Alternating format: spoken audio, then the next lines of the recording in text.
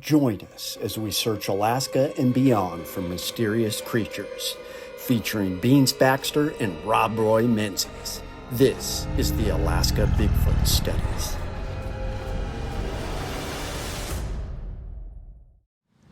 All right, I'm here with Matt Lawrence once again, and I'm in Udon Thani, and man, this is just paradise here, man. Yeah. Just amazing. It's a rural area in northern Thailand. Yeah, it's up in the northeast. This region is called Isan, and it's a big chunk of Thailand. It's I don't know exactly where the borders are. It's a little bit flexible, but it goes all the way over to the side of Cambodia. And if we drive up to an hour north of here, you actually hit Laos. You can go right across the Mekong River on a bridge, and Laos right there too.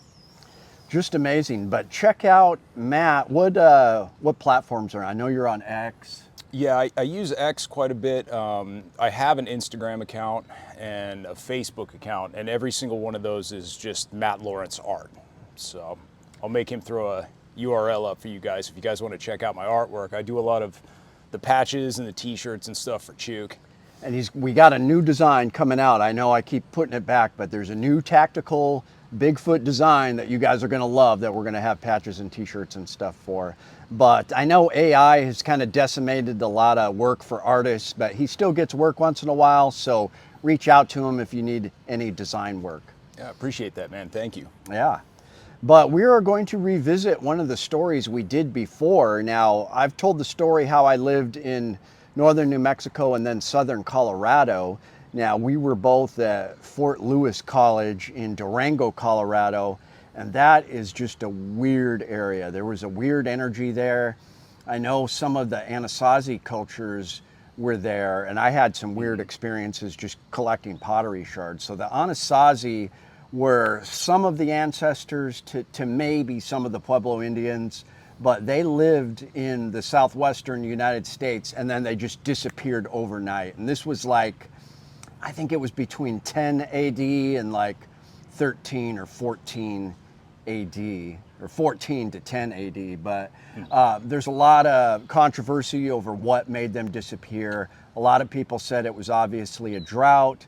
Other people said it was war and like people threatening them from other areas. But there's some evidence that they just like left their belongings and their food. Some people say flash flood or something, but they just like immediately left, and there's really no trace of where they went. Yeah. So it was a really bizarre story, and it's still a mystery to this day. I have personal theories related to Bigfoot, and it all comes down to Louis L'Amour's book, The Haunted Mesa. In that book, he visited Santa Fe, New Mexico, and some of these places I was at, and he was talking about these indigenous tribes that would have a kiva, and they would have like in their structure this gateway, like a stargate in the stone. Really? And in the story, like these people would activate the stargate and travel through it, and then they'd be in this not a water world, but like a rainforest world. And in this world, there was Bigfoot creatures, like 8 foot tall, hairy creatures. Now, he went from doing Western novels his entire life to right before he died, this weird novel about these, stargates in the southwestern United States with Bigfoot world. And I personally think that he had some relationships with some of these tribes, and he was trying to tell us something about Bigfoot. That is just one of my theories, but it's pretty interesting, and you got to read the book, The Haunted Mesa. It's the last book he wrote before he died, and a completely 180 turnaround from what he was writing before. Really? So, yeah, just bizarre. But I wanted to get into your story. I know we have a little bit of updates on it, but tell us a little bit about your encounter. And was this outside of Cortez or Mancos? Or? It was actually in between Durango and Mancos. Gotcha. And once again, I actually told this story on Chuke's channel, I don't know, a year ago or so. But I don't remember what the name of this place is. If you're driving in between Mancos and Durango, there's a little turnoff where you can go up into the forest there. And there's the Kennebec Cafe, if anybody's familiar with the area. We did have some people commenting about it, so I do know some of you guys watching are familiar with the area. But what happened is I was with my ex-girlfriend at the time, And what I would do is I had a job working at one of the hotels in Durango. And so when I had to work, I would go drop her off, and then she would come live with me when I wasn't working.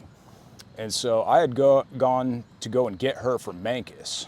And then we were on the way back, and she suggested, oh, why don't we pull over and camp for the night? And I was like, oh, okay, cool. And this was probably late January, early February. It was quite cold. And it doesn't really snow that much in that area, but there was a little bit of snow on the ground. But I always keep a sleeping bag and some supplies and stuff in my vehicle, so there's no big deal if we wanted to camp. Yeah, no problem. And so we drove up in there, and there's an area where the national park starts, and it's just kind of like a parking area where you can, you know, set up for whatever you're doing. And so we decided, okay, this is far enough. We'll just stop here, camp for the night. And since it was really, really cold, I mean, it was below zero for sure. And as you guys know, if you're familiar with winter conditions, if you're sitting in a car and you got two people breathing inside the car, then it's going to become iced up over time, right? Just the condensation in your breath will ice up the inside of the car. So it was probably about 2 in the morning, and I had rolled over with all the stuff in my pockets, and I had locked the key fob for my vehicle, which will become relevant later. And so something had woke me up, and it was a weird kind of like on top of the car, as if like a stick had dropped out of the trees or something like that. Yeah. Woke me up. I thought it was a little bit weird. And my girlfriend kind of wakes up too, and she's like, what was that? And I was like, I don't know, I think a stick fell out, hit the top of the car or something like that. Then it happened again. I got to thinking, I was like, you know what, this is a big open parking lot, and there's no trees above us. Oh, sure. And so that was really strange. And then I heard it again, and I'm like, is something throwing things at us? And then I heard it was insane, because there was just a tiny bit of snow there, iced over, because we'd had snow probably a week previous. And then I hear just one really stealthy foot crunch. And it was something that was sneaking.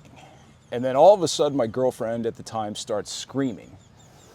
And I was like, what's the deal? And she's like, look, there it is. It's looking at us. And I was like, what's looking at us? And she's freaking out, which is making me freak out.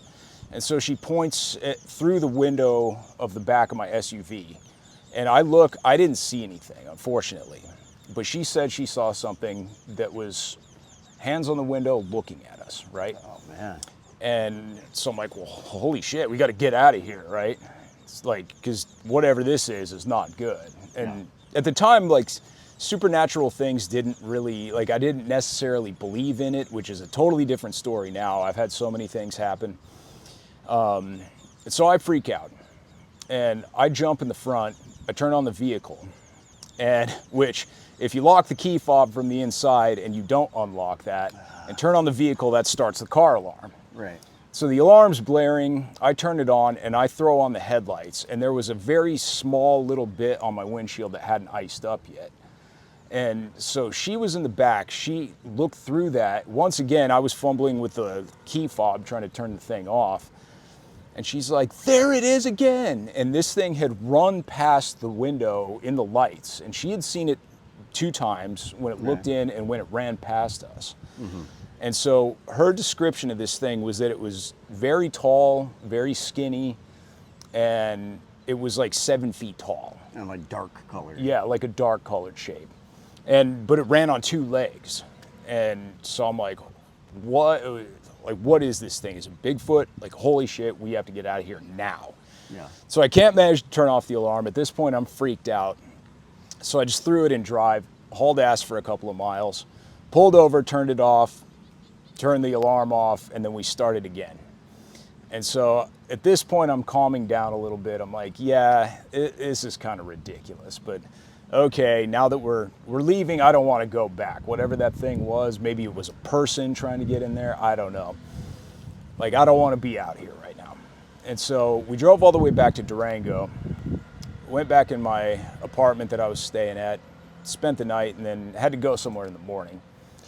And so then the crazy thing, what made me a believer here, was I came back out the next day, And right above that rear window of my SUV, right where she said this thing was looking in at us, I had seen a whole bunch of scratches on the side of my vehicle that weren't there previously. Like you were washing it or something and you discovered it. No, that was a little bit later. Oh, actually. okay. Yeah. Okay. So, and then so I go and get her, and I was like, hey, listen, I don't want to freak you out, but look at this. And it was a whole bunch of scratches. But see, the crazy thing was, it wasn't like claw marks.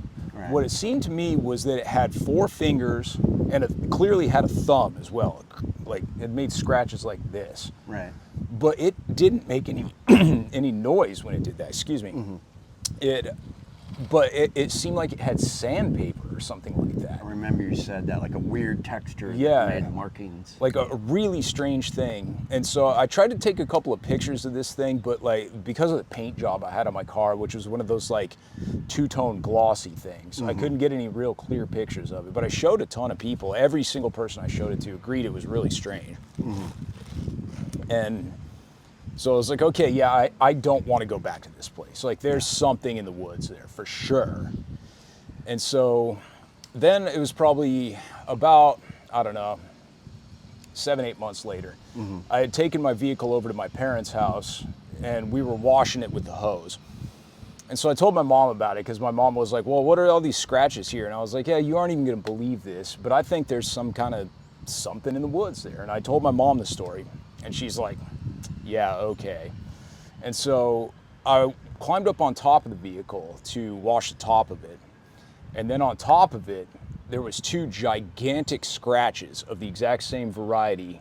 Like this thing had like somehow like scratched it, was looking in. But see, the crazy thing, how I know it wouldn't have been something like a bear, is if that happened, it would have just rocked the whole vehicle. Right. But this thing snuck up there. It was sneaky. real stealthy. It was very careful. I just heard that one tiny little foot crunch when it approached, and that was all we heard. And so I got my mom, helped her to get up there. I was like, take a look at this. This thing had to have been like 7 feet tall to be able to reach up on top and scratch most of the top of my vehicle. It was completely insane. And so I actually visited Colorado not too long ago. Oh, and this is an interesting detail. So the first time we posted this story, the guy that bought my vehicle from my parents actually commented. He was a cop. Right? Yeah, he was a cop, local cop. And I asked him if he had seen this, and he was like, well, my wife wrecked it within like 3 months. So like he didn't ever notice it, but... And it was something like, it wasn't like raging scratches or something. It was like scratched up like you'd driven through the brush if you didn't know what it is or something like that. Right.